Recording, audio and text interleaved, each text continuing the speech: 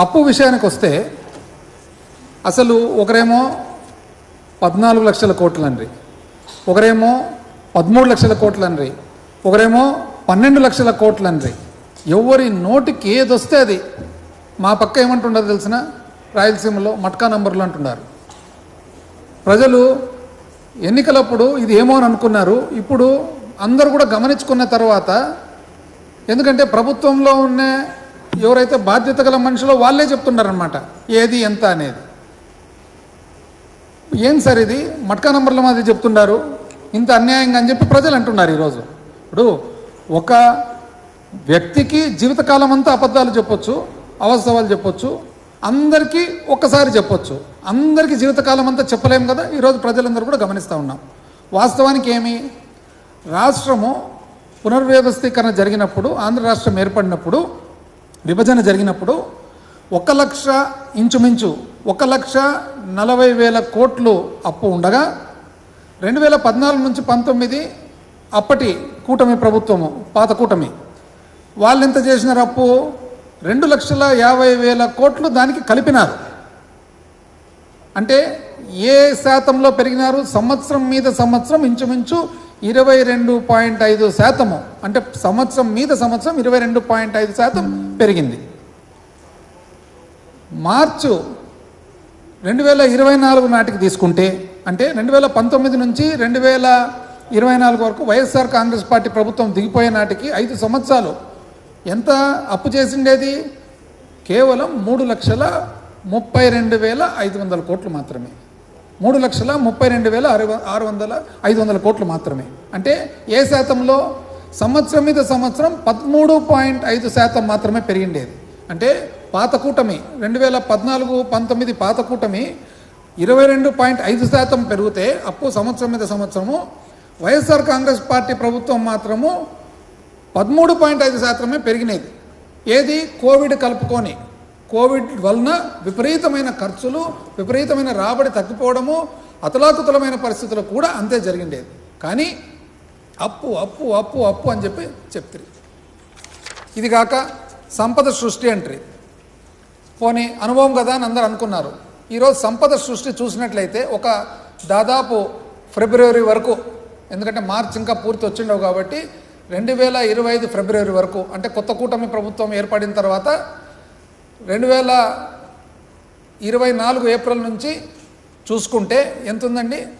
రాష్ట్రానికి పన్ను ఆదాయం వచ్చేసి వైఎస్ఆర్ కాంగ్రెస్ పార్టీ ప్రభుత్వం దిగిపోయిన నాటికి పాత సంవత్సరం, అప్పుడు కూడా ఫిబ్రవరి వరకే తీసుకోవడం, ఎందుకంటే యాపిల్ చీనిపండు ఒకటే ఉండాలని అప్పుడు కూడా ఫిబ్రవరి వరకే తీసుకుంటే 81,400 కోట్లు ఆదాయం రాగా కొత్త కూటమి ఎంత తెలిసినా వచ్చిండేది 80,760. అంటే తక్కువ. ఫిబ్రవరి నాటికి చూసుకుంటే 0.78, అంటే ఇంచుమించు 1% తక్కువ. అంటే మాకంటే పరిపాలన రాదు, మాకు అసలు ఏ శక్తి లేదు. మీరు బాగా శక్తివంతులు కదా, మీకు అనుభవం ఉంది కదా, మీరు ఎందుకంటే 1% తక్కువ వచ్చినారు? పైగా గొప్పగా, అంటే సంపద సృష్టి కదా మీది. రెవెన్యూ రాబడి మొత్తం చూసుకుంటే, కేంద్రం నుంచి వచ్చినట్టు కలుపుకొని చూసుకుంటే, వైఎస్ఆర్ కాంగ్రెస్ పార్టీ ప్రభుత్వము 1,52,820 కోట్లు, అంటే ఇంచుమించు 1,53,000 కోట్లు అనుకోండి వస్తే, వీళ్ళదెంత? 1,41,370 కోట్లు. ఇంకా తక్కువ. ఎంత తక్కువ? 7.5% తక్కువ.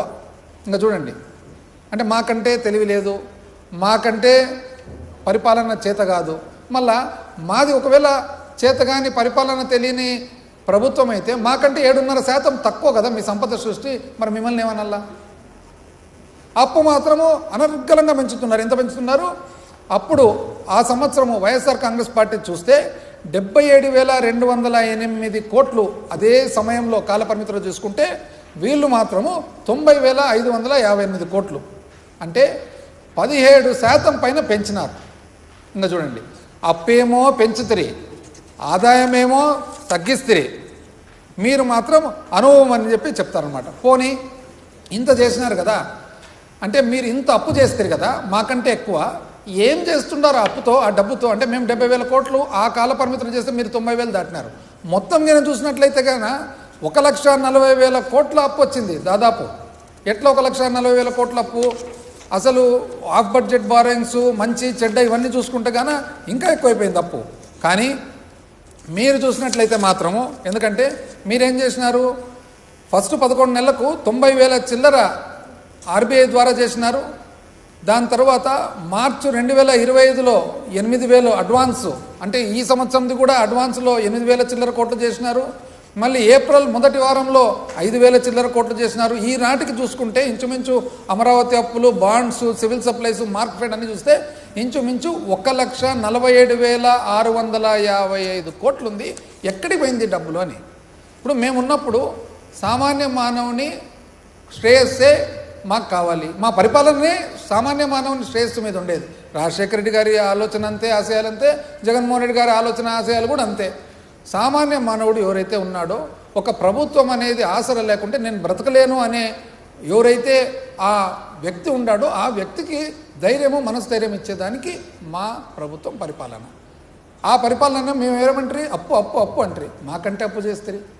మాకు సృష్టి సంపద అంటారు, మాకంటే తక్కువ అయిపోయా. పోనీ మాకంటే ఎక్కువ అప్పు చేసి ఎక్కడ పోయిందని. ఎందుకంటే ఇప్పుడు చూడండి, అప్పట్లో ప్రతి సంవత్సరం క్యాలెండర్ ప్రకారం క్యాలెండర్ తీసుకొని ఒకరోజు ఇటువంటి లోపల సామాన్య మానవునికి ప్రభుత్వ సహాయం వచ్చేసేది. ఇప్పుడు చూడండి, జగనన్న అమ్మఒడి ఈరోజు తల్లికి వందనం వచ్చిందా ఎవరికన్నా?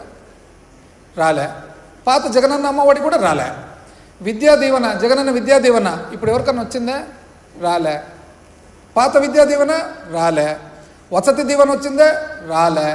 రైతు భరోసా వచ్చిందే? రాలే. 0 వడ్డీ పంట రుణాలు వచ్చిందే? రాలే. ఉచిత ఇన్సూరెన్సు బీమా వచ్చిందే? రాలే. ఒక ఇన్పుట్ సబ్సిడీ అరాకొర, దాంట్లో కూడా రోజు కొట్లాట రాలేదని చెప్పి. మత్స్యకార భరోసా వచ్చిందే? రాలే. 0 వడ్డీ పొదుపు సంఘాలకు వచ్చిందా? రాలే. వైఎస్ఆర్ చేయూత మహిళలకు వచ్చిందే? రాలే. వైఎస్ఆర్ ఆసరా వచ్చిందే? రాలే. మరి వైఎస్ఆర్ కాపు నేస్తం, ఇది చూడండి, కాపు నేస్తం కూడా రాలే.